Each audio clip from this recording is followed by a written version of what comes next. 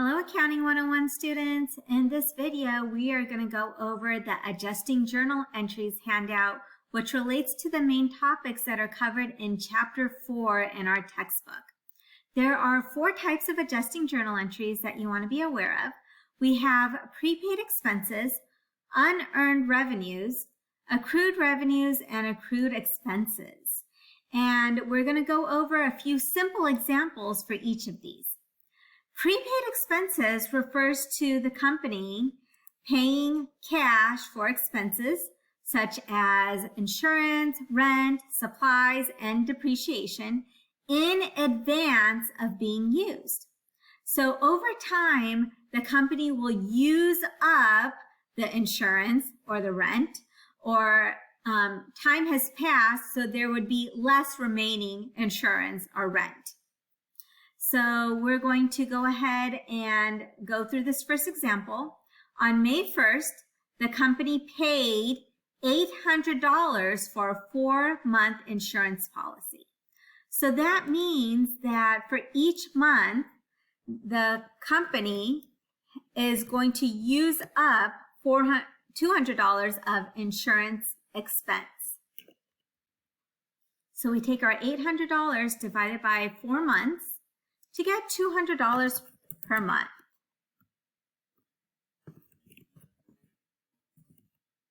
So when the company paid for that insurance policy in advance, this would be recorded as an asset.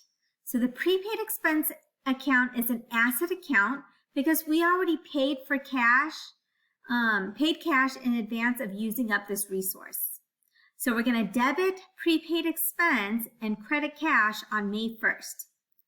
Then on May 31st, because the whole month has passed, and one of the things you want to be careful of when you go through our homework assignments or quizzes or an exam is when is the adjusting entry being recorded? This adjusting entry is being recorded for the month of May.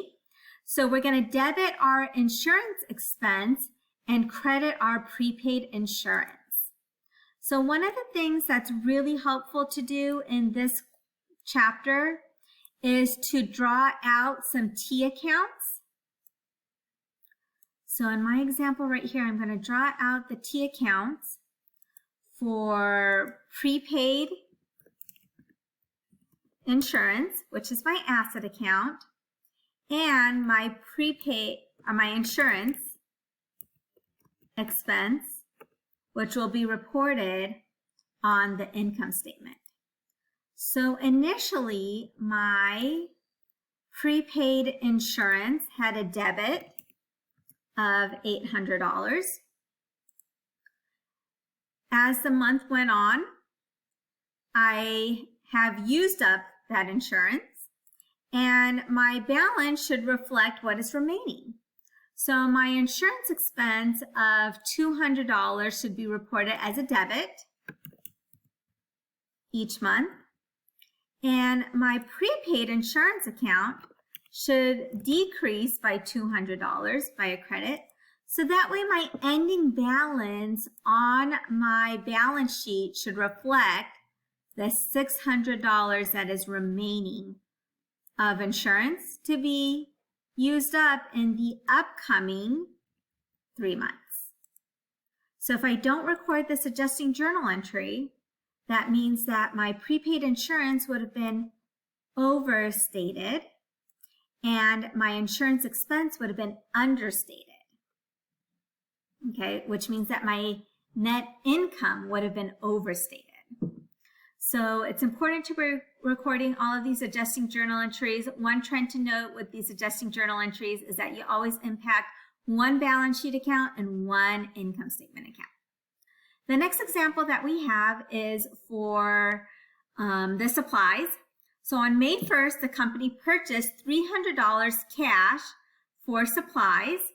And so our initial journal entry would be a debit to our supplies account for $300, which will increase our assets, and a credit to cash for $300, which decreases our assets.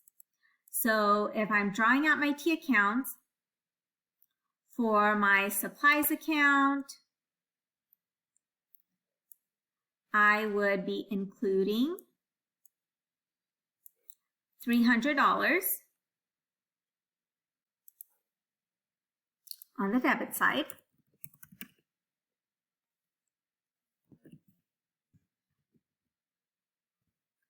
So at the end of the month, we notice that there's only $100 of supplies remaining. So usually it doesn't make sense for a company to keep track of every single time they've used up a supply, such as copier paper or Post-it notes. They just want to see what's left at the end of the month. So my ending balance will reflect the $100 that is remaining. And that means that my adjusting journal entry is going to be the difference between the supplies I had and the supplies that is remaining. So it should reflect the $200 that was used during the period. So my adjusting journal entry would be a debit to supplies expense that I'm going to be drawing out in my T account. And a credit to my supplies account. And if I did not record this adjusting journal entry, that means that my supplies expense would have been understated, even though I used up $200 worth of supplies during the period, and my supplies asset account would have been overstated. The last example that we have here is for equipment. On May 1st, the company paid $3,600 cash for new equipment. So the company would debit equipment and credit cash for $3,600. And this equipment will be used over the next 3 years. So we need to allocate the cost of that equipment over 3 years. And because we're going to record our journal entries on a monthly basis, I'm actually going to take my $3,600 and divide it by 36 months, because the 3 years is 36 months. So my monthly depreciation is going to be $100 per month. So you'll remember from our earlier class period that instead of directly reducing our equipment account, we're going to be using a special contra asset account. And that's going to be called accumulated depreciation, which reduces the long-term asset reported on our balance sheet. And we're going to be recording our depreciation expense on the income statement. So every month, the company will be recording their depreciation expense as a debit, and our accumulated depreciation is going to be increasing on the credit side by $100 every month. So I'm going to debit my depreciation expense by $100. And I'm going to credit my accumulated depreciation by $100 as well. All right. Next, we're going to be talking about our unearned revenue. So unearned revenues are amounts that are received from customers in advance of the service being performed. So a good example of that would be for customized shirts. If we were a company that sells customized shirts, we might ask our customer to give us a deposit before we start making all those shirts. So on May 1st, the company received $500 for customized shirts. So we will debit cash for $500 received in advance from the customer. And we're going to credit the unearned revenues liability account because we owe the customer the shirt or a refund.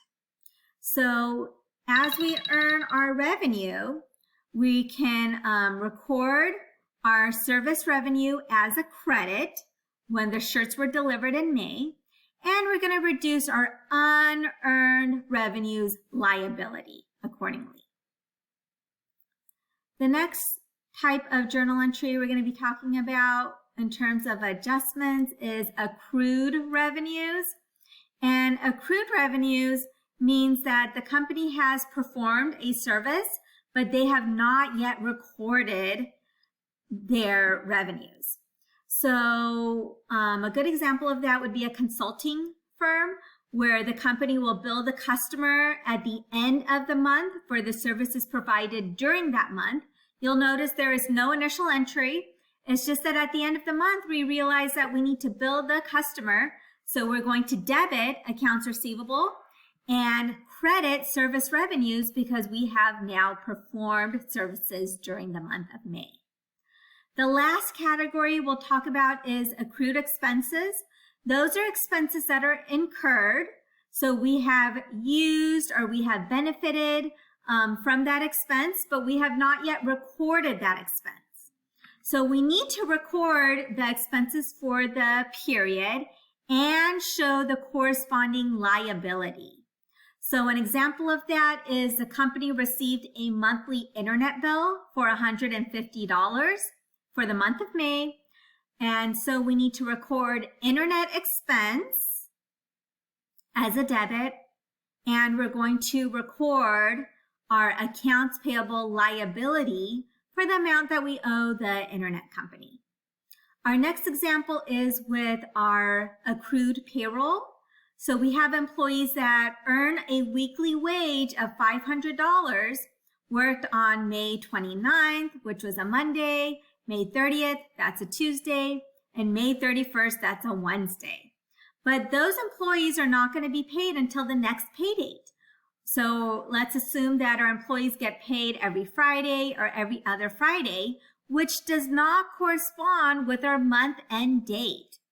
So we're going to take our $500, which is our weekly wage, and divide it by 5 days. Okay, so that means that our employees earn $100 per day on average. For our accrual, we need to accrue for May 29th, May 30th, and 31st. So that's going to be 3 days times $100. So that means we had employees work 3 days in the month of May. So we should be recording their salaries and wages expense for those 3 days. And also our May 31st, our liability would be $300 reported to our salaries and wages payable account. The last example that we have is for interest. Okay, so anytime you have a loan, anytime you see notes payable, you automatically need to realize that, oh, there's notes payable, there must be interest that is related to this loan. So we're going to compute our interest that is owed at the end of the month. So our calculation for interest is going to take the amount of the loan times the annual interest rate times the period of time that we're computing our interest for. So in my example right here, the amount of the loan is $8,000 times our interest rate of 6%. So I'm going to multiply that by 0.06. And I'm computing my interest rate for the month. So I'm going to take 1 divided by 12. And that's how I will get $40 that I'm going to debit to interest expense and credit to interest payable. That's the amount that we owe as of the last date of the month. So hopefully this video helps you get started in understanding the different types of adjusting entries, and I hope you will take some time to do some additional practice on this. Thank you for watching this video.